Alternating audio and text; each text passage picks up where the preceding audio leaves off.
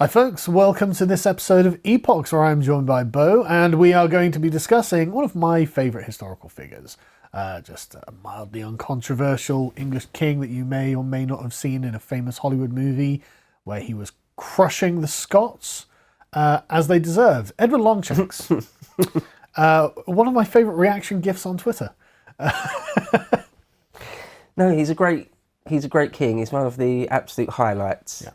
Anyone that knows about the history of the English monarchy, they're going to pick out Longshanks.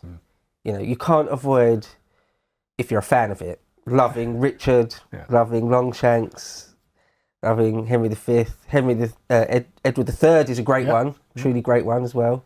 There's a few standout ones, and Edward I, Longshanks, is one of them. First thing to say is, why is he Edward I when there's been all sorts of Edwards before him? But there you go. That is a good question. Yeah. Actually. I've never really thought about it now that you mention it. How isn't Edward the Confessor Edward I? Yeah. Anyway. Well, I guess it's the first Norman, though. Right?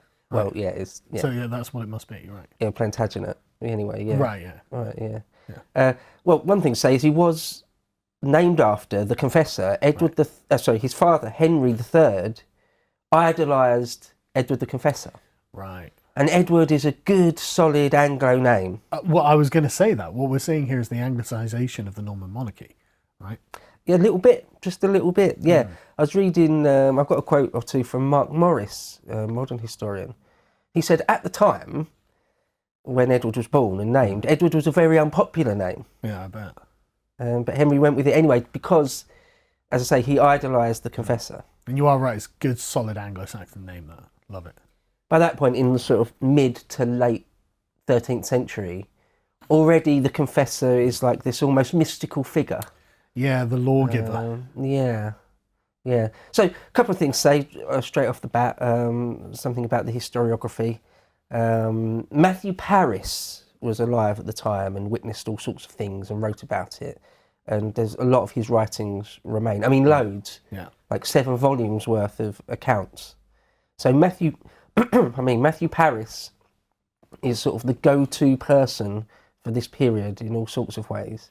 Another thing to say is that there's kind of an explosion of material. Well, I've mentioned before, if you go back to the age of, say, William the Conqueror, there's very, very, very little. Scraps, really. And even for his sons, it's it's very scrappy. By the time of Henry III, or certainly by the time of Longshanks, and we'll get into the reasons why, there's so much material that you can't read it all. Loads and loads and loads of it has never been translated. At Kew, at the archives in Kew in West London, there's thousands, I think tens of thousands of rolls that to this day no one's really gone through. It would take more than a lifetime. Maybe the AI can do it. We can get AI to do it. I was literally going to say, why not just get the AI, scan it, get the AI to tell us what happened? A lot of it is just extremely boring sort of receipts, in a sense, receipts of things. Yeah. A lot of it is financial stuff. Yeah. So, for example, even though I've just said that, we've got loads and loads of information. For example, we haven't got an eyewitness account of his coronation. So there'll be pockets. We've got, in some sense, a vast amount of information, and in other senses, still a complete dearth of information. So it's one of those things you can only really patch together an idea of things. But we're really, really coming out of the quote-unquote dark ages. We're coming into really the full light of history. Because there's other people that wrote letters that have survived. All sorts of people. We're starting to really emerge from the darkness. Well, I mean, just a quick aside, I find this not surprising because from this point onwards, it's essentially an unbroken continuity of English civilization. Wherever the records are kept hasn't been sacked. Nothing's been burned down. So why wouldn't it be? Which is why we still got 4 copies of the original Magna Carta knocking around. Things like this. Why wouldn't there be? There were no Vikings burning it down. We somehow managed to maintain the integrity of the civilization for all that time, which is why, looking at what the Conservative government's doing now is... Anyway, aside, good. Basically. Yeah, no Viking host or sort of French army ever burnt down Kew. Yeah. Ever. So, yeah, right. I mean, maybe Mr. Hitler could have tried to drop bombs on it, but he never did. Anyway, there has been a lot written because he's so famous and because the reign is so sort of pivotal and glorious in all sorts of ways. Edward I has been written about loads. I mean, there's hundreds of books, of course, been written about him over the centuries. But any strong character ends up this way, right? You know, right, and strong in either direction, positive or negative. You know, don't doubt there's a voluminous wealth of material on John, because he's such a horrible character. But like, it's the sort of Henry III who nobody knows about because he was a middling character who's not particularly interesting to talk about. A couple of standout works are Maurice Powick and Michael Prestwich, that a lot of writers, modern writers, use. In academia, quite often you get sort of people consider a gold standard, and that people then just use. Yeah. But I'll be quoting from Churchill again, and Oman and Mark Morris. So yeah, if we get into it, Let's go. I won't deal with the very, very early part and the childhood of Longshanks's life because we talked a fair bit about it in the last one.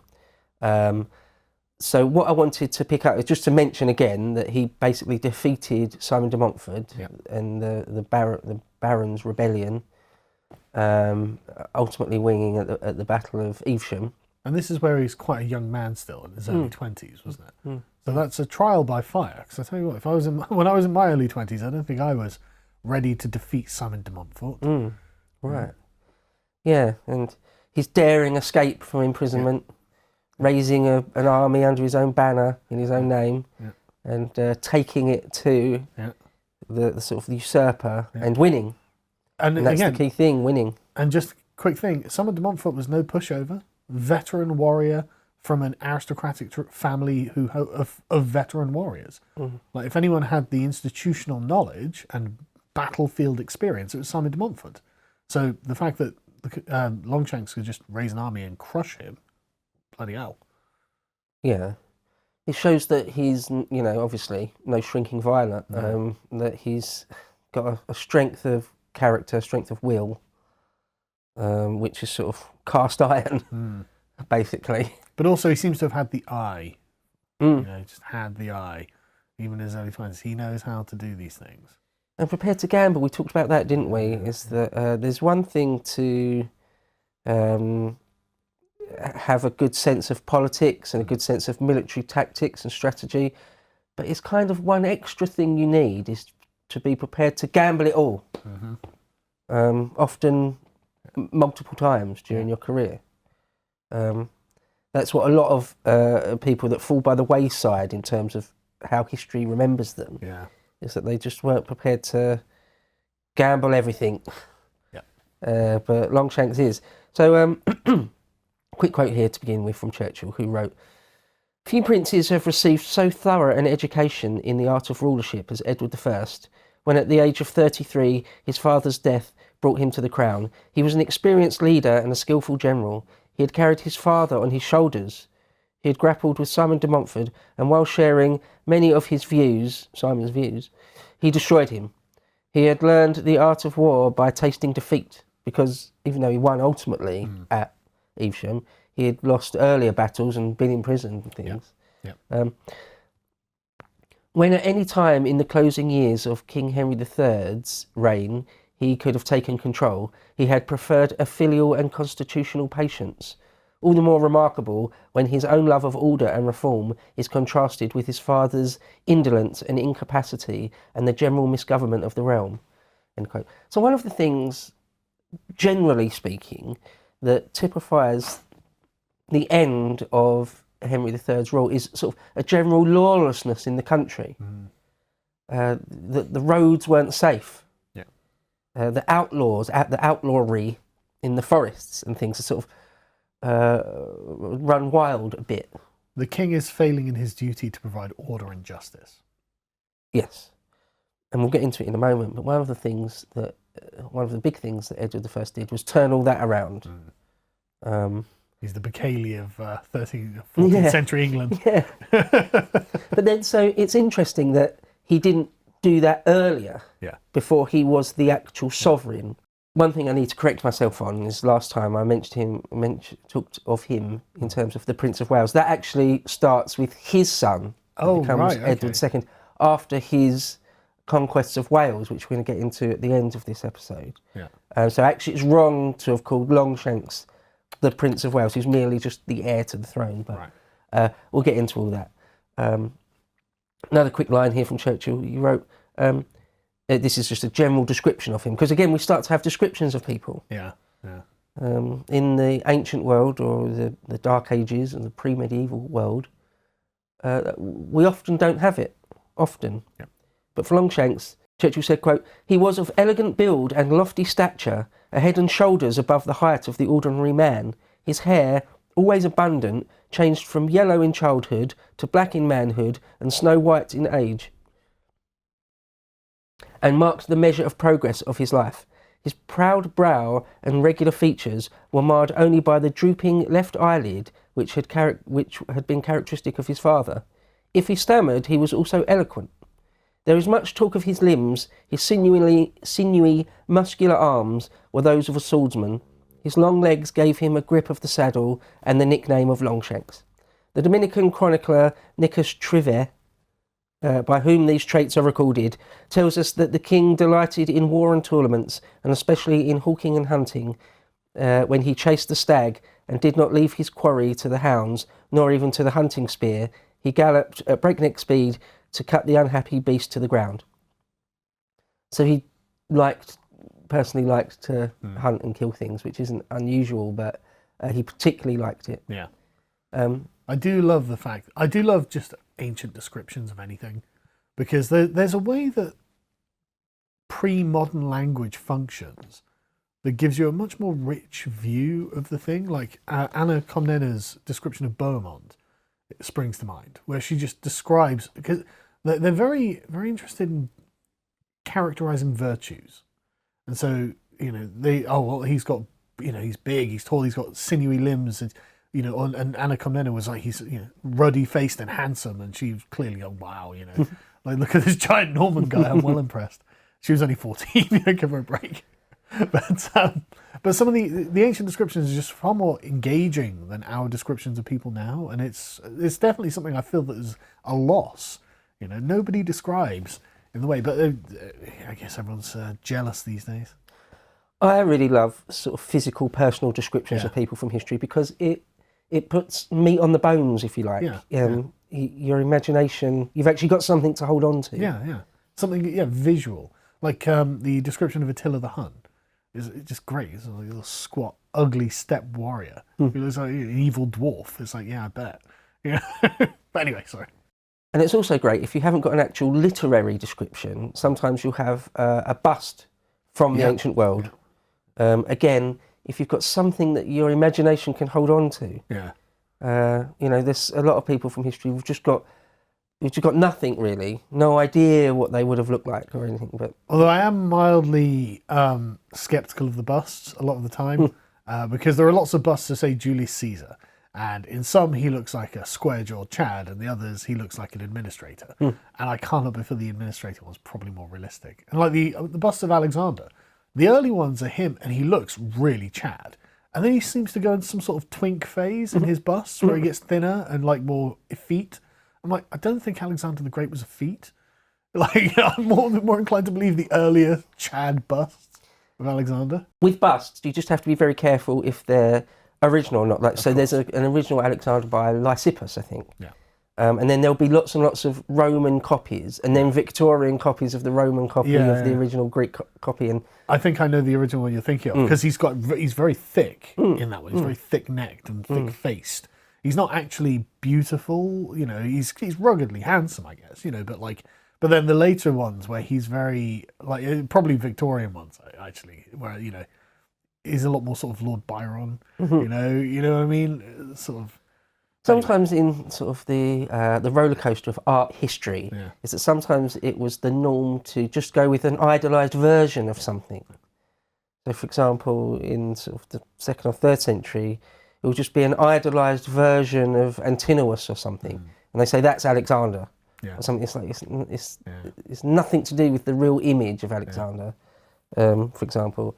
or Victorian copies of Roman copies, and that's Yeah. So this is why I like Cromwell's. Just draw me as I am, warts and all. Yeah. So I love it. It's like no, I want the dirt. I want the roughness of history. I want it to really sort of.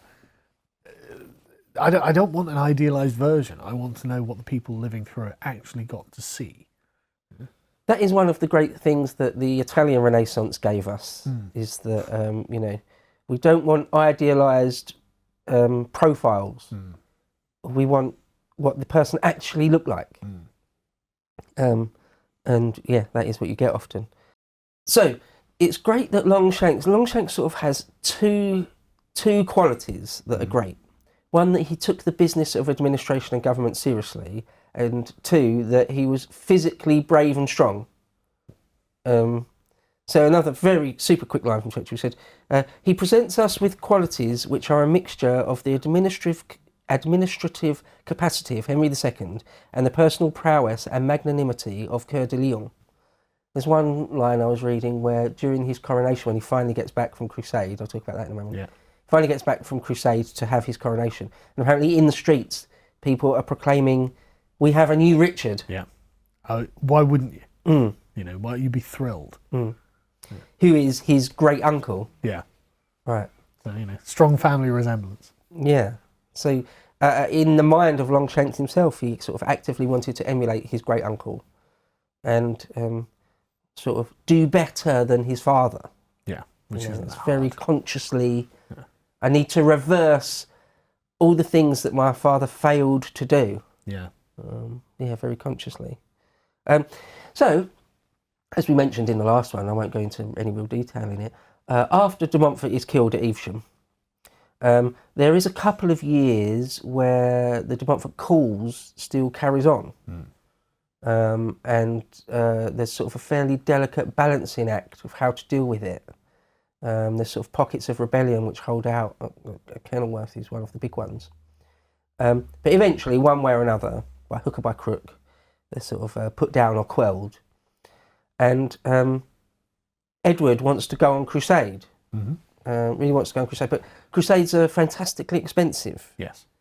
And they just don't really have the money. Henry III, one of the things all about Henry III's reign is he constantly hasn't got enough money. It takes him a whole lifetime to rebuild Westminster Abbey because he hasn't got enough money, really. So Edward, who is a lot of the power, really, a lot of the policy is with him already. Because, like I say, he's in his 30s, late 20s, early 30s, or late 20s still. And his father is weak and not really interested in truly governing. So Edward sort of extorts the money in all sorts of ways. From the Jewish population, a fair bit, we're told. I'll deal with the Jewish question next time, because that's a whole theme. It's the expulsion of the Jews. Just a spoiler alert for something that happened 800 years ago. He doesn't seem to have been a fan. Again, I'll deal with that as a whole theme next time. But just to say here at this point, he sort of essentially extorts lots of money out of them. Gets a lot of money from the church, or tries to. Gets a lot of money from his own baronage. From Parliament, tries to get, to varying degrees of success, largely non-successfully, from Parliament.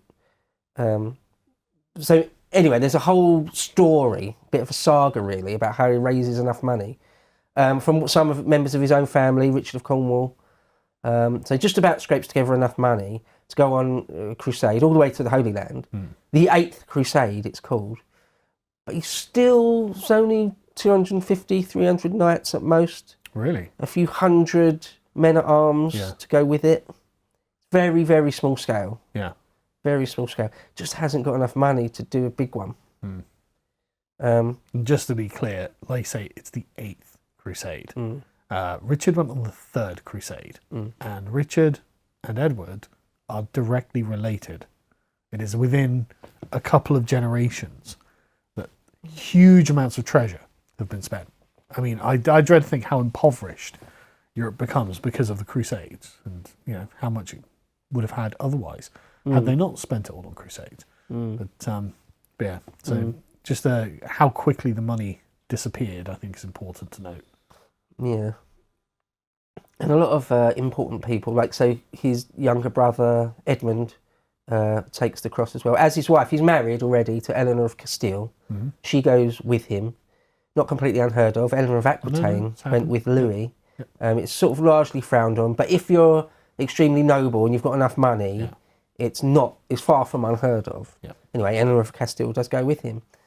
And a fair few French noblemen and knights go with him, and he's a bit late. The French contingents go early because he has real trouble raising the money. He actually goes a few months late, and they sail there. He sails straight to Acre. Well, actually goes to Cyprus, and then Acre. And Acre is still in the hands of the Christians. There is still sort of, Outramar, but it's small now. They still hold Tripoli. They've still got Acre. Obviously not Jerusalem. It's a much reduced thing. And to sort of cut to the chase on that, to give it some context, within 20 years they're completely pushed out. And it's only this 8th Crusade which even gives them that extra 20 years. It could have been any day that Ultramar was completely ended. Because where Richard was there on the 3rd Crusade and his great antagonist was Saladin, the picture from the Muslim side of the ledger has completely changed. They're now Mamelukes. The Mamelukes had been really fairly low resolution, but had essentially been the slaves of the Saladin era Muslim rulers, like the Zengids. And they overthrew their sultan in Egypt, didn't they? And now it's the Mamluk Caliphate. And Mamelukes survived for centuries and centuries and centuries. Well, it's Napoleon. Right, yeah. Who knocks off the Mamluk Caliphate. Yeah. Because, I mean, they're professional warriors, and you'd expect them to do quite well. They're nothing to sniff at. No, I mean, they defeat the Mongols. Well, that's what I was going to say. Angelus. So, it's like they're nothing to sniff at all. And, in fact, aren't they one of the reasons that the Ottomans have so many problems as well? Yeah. Oh, yeah. So, they're nothing to sniff at. They're a, very competent professional force. And their leader at this point is Baybars. He's sort of the main man. He's quite famous if you know anything about these things. Baybars is a very, very competent general. Doesn't he end up... He's the one who ends up pushing the Franks into the sea as well. Great general. So he's the sort of Saladin of this era, if you like. I think he's the better leader. than Saladin. Right, yeah. Anyway. So one thing to mention is the Mongols. Now, they are, in all sorts of ways, historical anomaly. There's all sorts of rules of thumb for history, with the odd exception here and there. Most of those rules just do not apply to the Mongols. Right? Oh, yeah. This is how you siege a city. This is how you take a land. These are sort of the general rules and dynamics of power. And none of it really applies to the Mongols. They're the exception. So, with the exception of the British Empire, the Mongol Empire is the biggest empire that has ever been. It's the biggest contiguous land empire. Whereas the British Empire, of course, was not contiguous because it began on an island. But one thing that people, I think, ought to remember about the Mongols, whereas the medieval era is a brutal era from our standards, but the Mongols were brutal to the medieval era. So by medieval standards, the Mongols were horrific barbarians who did terrible, terrible things on a scale that you couldn't even imagine.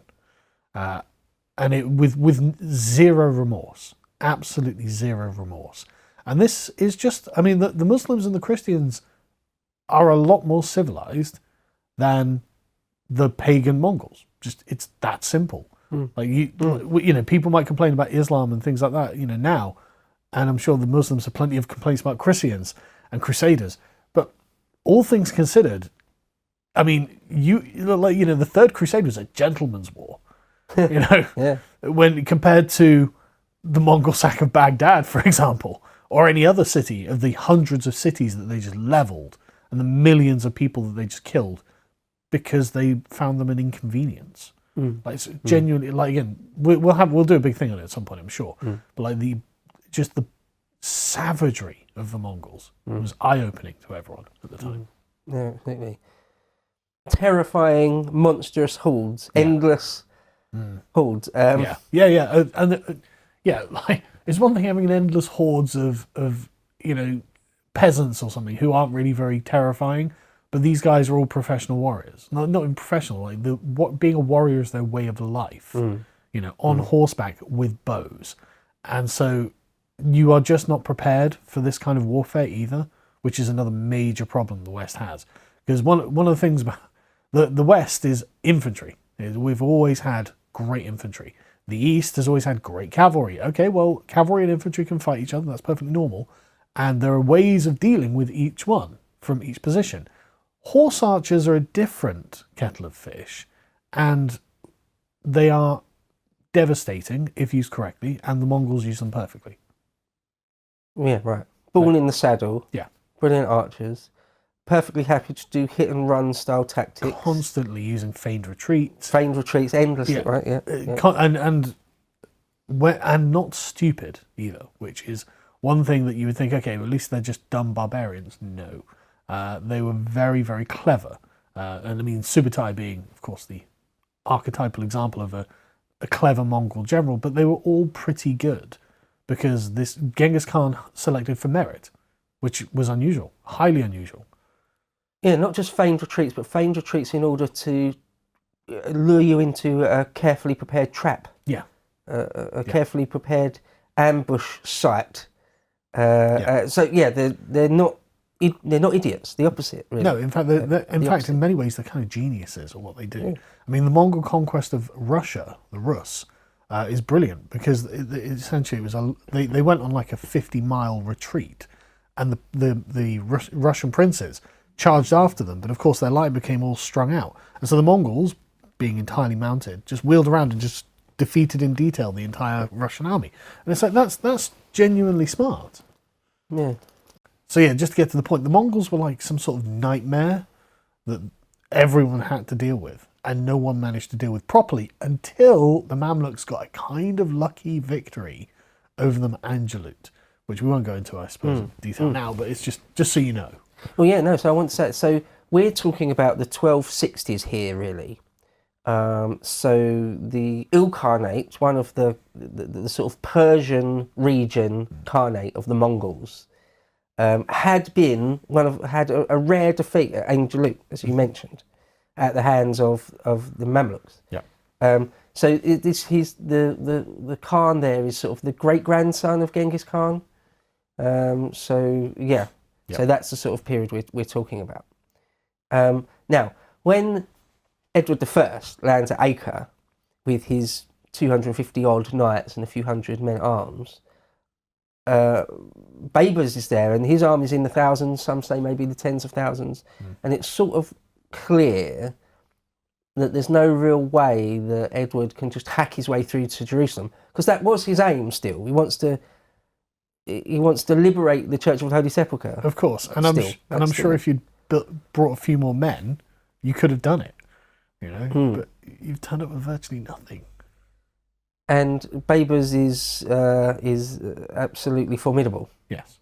And with a big army. So I mean, he's out there for sort of 4 years. Well, no, it takes a year to get back. So he's in the Holy Land for over 2 years. So in the history books, quite often this bit's kind of skated over. It was kind of the Eighth Crusade is sort of nothing petered out. But no, at the time, if you were there, it was a whole thing. Yeah, but they don't really achieve anything of note, do they? Ultimately, no. Well, other than keeping Tripoli and keeping Acre and breathing life into Ultramar for another 20 odd years, which isn't nothing. That's true. But I suppose, in the grand scheme of things, it's a blip. Yeah. And so I've got a controversial hot take. Okay. If Edward I had Richard's resources going on the Third Crusade, I think he would have done a lot better. Probably. Oh, probably, yeah. Yeah. You know, like, as much as I love Richard, he was far too cautious in the Third. Anyway, won't really litigate. Yeah. Edward I was starved of resources, really. So, well, he realises he hasn't really got enough men, so he tries to create a coalition, if you like. So he tries to draw together everyone he can, sort of any knights he can get from Cyprus. His younger brother Edmund turns up with a bunch of reinforcements. The Knights Templar, the Knights Hospitaller, the Lusignans add some, and he even tries to make an alliance with the Mongols. Yeah. Because the Mongols, he actually does. It's very sort of tentative and sort of very just sort of a paper thin, almost not much more than sort of a verbal contract. But the Mongols abide by it, and they retake Aleppo, which is not a million miles away. No, not at all. It's actually just into Syria. Modern Syria. Near. Sorry. Yeah, modern Syria. Yeah. In what's modern Syria, but like a little bit east of Antioch, basically. It's not far. But one thing that's interesting about, again, the Mongols is they're very diplomatic, actually, and they are very good at divide and conquer. And the Mongols were very interested in having an alliance with the Christians, thinking, okay, well, this is a way of leveraging native resources or existing resources against the Saracens. They completely understood the power dynamics, and so obviously went in to support the weaker party against the stronger in order to bolster their own positions. Again, one thing that really is annoying about the Mongols, they weren't idiots at all. They were very clever, and that's what made them so goddamn dangerous. Yeah. When they're in city sacking mode, there's no reasoning with them. No. But when they're in diplomatic mode, you can. They are. Very, and eagerly as well on their part. They understand that this is a way of extending their own power, and so they're very conformable, actually, and very reasonable diplomats, until you've really annoyed them and they've got 100,000 horse-mounted hordes, warriors coming down at you, and then it's just over. It's just over. So, flee. To watch the full video, please become a premium member at lotuseaters.com.